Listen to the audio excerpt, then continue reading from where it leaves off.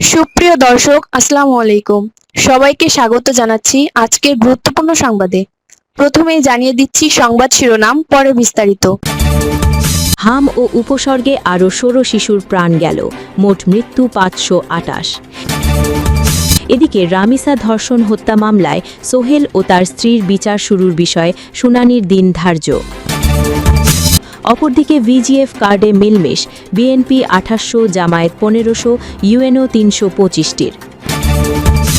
আরও থাকছে, সরকার চায় শেখ হাসিনা বিচারের মুখোমুখি হন স্বরাষ্ট্রমন্ত্রীর। এবং সবশেষে থাকছে, নতুন পে স্কেলে এমপিও শিক্ষকদের জন্য কী সুখবর আসছে। শুনছিলেন সংবাদ শিরোনাম, এখন বিস্তারিত। তার আগে ছোট্ট একটি আবেদন, যদি আপনি ন্যায় ও মানবতার পক্ষে থাকেন, লাইক দিন।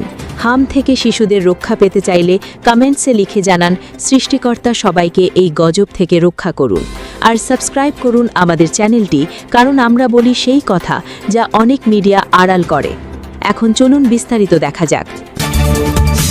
হাম ও উপসর্গে আরও 16 শিশুর প্রাণ গেল, মোট মৃত্যু 528। গত 24 ঘণ্টায় সারা দেশে হামের উপসর্গ নিয়ে আরও 16 শিশুর মৃত্যু হয়েছে। এই সময় নতুন করে আক্রান্ত হয়েছে 1434 শিশু।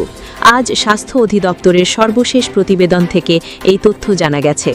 স্বাস্থ্য অধিদপ্তর সূত্রে জানা গেছে, হাম এবং এর উপসর্গ নিয়ে এখনও পর্যন্ত সারা দেশে 528 শিশুর মৃত্যু হয়েছে। এর মধ্যে নিশ্চিতভাবে হামে মৃত্যু হয়েছে 86 শিশুর, আর হামের উপসর্গ নিয়ে মারা গেছে 442 শিশু। একই সময়ে নিশ্চিতভাবে হামে আক্রান্ত হয়েছে পরীক্ষায় প্রমাণিত 8622 শিশু, আর হামের উপসর্গ নিয়ে হাসপাতালে এসেছে 63,813 শিশু। আক্রান্ত ও মৃত্যুর সংখ্যা ঢাকা বিভাগে সবচেয়ে বেশি। এই বিভাগে হাম ও এর উপসর্গ নিয়ে মৃত্যু হয়েছে 224 শিশুর, আক্রান্ত হয়েছে 36,176 শিশু।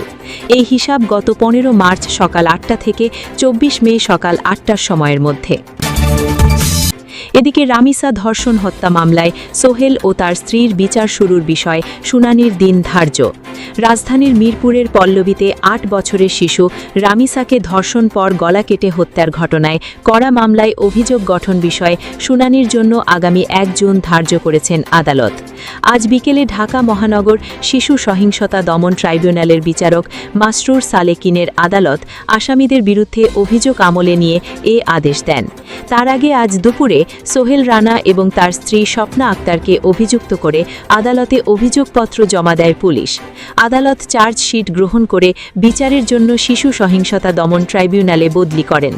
উল্লেখ্য, গত 19 মে সকালে মিরপুরের পল্লবীতে একটি ফ্ল্যাটের খাটের নিচ থেকে পপুলার মডেল হাই স্কুলের 2য় শ্রেণীর ছাত্রী রামিসার মাথাবিহীন দেহ ও পরে বাথরুম থেকে খণ্ডিত মাথা উদ্ধার করে পুলিশ। হত্যাকাণ্ডের একদিন পর নিহতের বাবা আব্দুল হান্নান মোল্লা প্রতিবেশী সোহেল ও তার স্ত্রী স্বপ্না আক্তার এবং এক অজ্ঞাত পরিচয় ব্যক্তিকে আসামি করে পল্লবী থানায় মামলা করেন। প্রথমে প্রধান আসামি সোহেল রানার স্ত্রী স্বপ্না আক্তারকে আটক করা হয়, পরে সোহেলকে গ্রেফতার করে পুলিশ। বুধবার 20 মে অভিযুক্ত সোহেল রামিসাকে ধর্ষণ ও হত্যা করার কথা স্বীকার করে ম্যাজিস্ট্রেটের কাছে জবানবন্দি দেন। অপরদিকে ভিজিএফ কার্ডে মিলমিশ, বিএনপি 2800, জামায়াত 1500, ইউএনও 325টির। ঝিনাইদহের কালীগঞ্জ পৌরসভায় ঈদুল আজহা উপলক্ষে গরিব ও দুস্থ মানুষের জন্য বরাদ্দ ভিজিএফ কার্ড রাজনৈতিক সমঝোতার ভিত্তিতে ভাগ করে দেওয়ার অভিযোগ উঠেছে। অভিযোগ রয়েছে, বিএনপি, জামায়াত ইসলামী এবং উপজেলা নির্বাহী ও নিভির জন্য আলাদা কোটা নির্ধারণ করা হয়েছে। কার্ড বণ্টন নিয়ে দুই দলের মধ্যে মতবিরোধ তৈরি হওয়ায় এখনও বিতরণ কার্যক্রম শুরু হয়নি। কালীগঞ্জ পৌরসভার প্রধান সহায়ক আমিনুল ইসলাম ঠান্ডুর কাছ থেকে সংগ্রহ করা বণ্টনের তালিকায় দেখা গেছে, 2025-26 অর্থ বছরে কোরবানির ঈদের আগে কালীগঞ্জ পৌরসভার 9টি ওয়ার্ডে মোট 4625টি ভিজিএফ কার্ড প্রস্তুত করা হয়েছে। এর মধ্যে বিএনপির জন্য 2800টি, জামায়াতের জন্য 1500টি এবং ইউএনওর জন্য 325টি কার্ড বরাদ্দ দেখানো হয়েছে। এছাড়া গত ঈদ উল ফিতরেও একইভাবে কার্ড বণ্টন করা হয়েছিল বলে অভিযোগ রয়েছে। সে সময় বিএনপি 2800টি, জামায়াত 1200টি, নির্বাহী প্রকৌশলী 25টি, গণ অধিকার পরিষদ 40টি এবং ইউএনও 560টি কার্ডের ভাগ পেয়েছিল বলে তালিকায় উল্লেখ রয়েছে। কালীগঞ্জ পৌর এলাকার কয়েকজন বাসিন্দা জানিয়েছেন, প্রতি বছর ঈদ উপলক্ষে সরকার গরিব ও দুস্থ মানুষের মধ্যে 10 কেজি করে চাল বিতরণ করে। তবে ঈদের আর মাত্র কয়েকদিন বাকি থাকলেও এখনও পৌরসভায় কার্ড বিতরণ শুরু হয়নি। এতে প্রকৃত উপকারী ভোগীরা অনিশ্চয়তায় পড়েছেন। তাদের ভাষ্য, উপজেলার কয়েকটি ইউনিয়নে চাল বিতরণ শুরু হলেও পৌরসভা এলাকায় এখনও কার্ডই পৌঁছেনি। কালীগঞ্জ পৌরসভার প্রধান সহায়ক আমিনুল ইসলাম ঠান্ডু বলেছেন, কার্ড বণ্টন নিয়ে বিএনপি ও জামায়াতের মধ্যে বিরোধ চলছে। গত রোজার ঈদে একটি সমঝোতার মাধ্যমে এই বিষয়টি নিষ্পত্তি করা হয়েছিল। তবে এবার জামায়াত বিএনপির সমান সংখ্যক কার্ড দাবি করায় জটিলতা তৈরি হয়েছে। তবে কালীগঞ্জ পৌরসভার প্রশাসক ও উপজেলা নির্বাহী কর্মকর্তা রেজওয়ানা নাহিদ রাজনৈতিক দল ও নিজের জন্য আলাদা ভাগ রাখার অভিযোগ অস্বীকার করেছেন।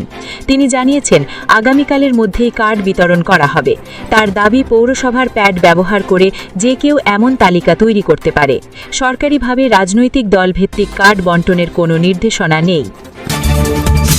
আরও থাকছে, সরকার চায় শেখ হাসিনা বিচারের মুখোমুখি হন স্বরাষ্ট্রমন্ত্রীর। স্বরাষ্ট্রমন্ত্রী সালাহুদ্দিন আহমেদ বলেছেন, আমাদের সরকার চায় শেখ হাসিনা বিচারের মুখোমুখি হন। সোমবার সেক্রেটারিয়েটে গণমাধ্যম কেন্দ্রে বাংলাদেশ সেক্রেটারিয়েট রিপোর্টার্স ফোরামের আয়োজিত বিএসআরএফ সংলাপে সাংবাদিকদের এক প্রশ্নের জবাবে তিনি কথা বলেন। সাবেক প্রধানমন্ত্রী শেখ হাসিনা দেশে আসবেন বলে বলেছেন, আমরা বিভিন্ন মিডিয়াতে জানতে পেরেছি।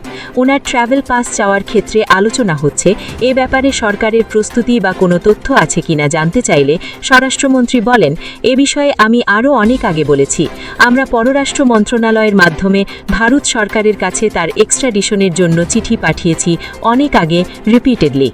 এখন আমরা চাই আইনানুগ প্রক্রিয়ায় তিনি দুই দেশের মধ্যকার প্রত্যর্পণ চুক্তি extradition treaty in between two countries, এই বিধান মতে ভারত সরকার তাকে ফেরত পাঠাবেন।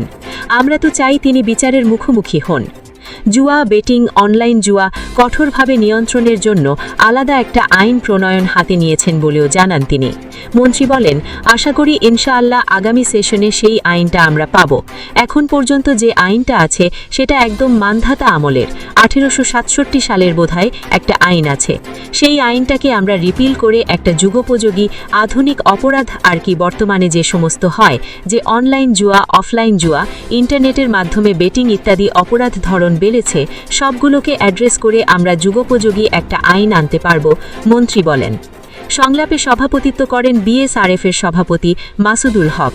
সঞ্চালনায় ছিলেন সাধারণ সম্পাদক উবাইদুল্লাহ বাদল।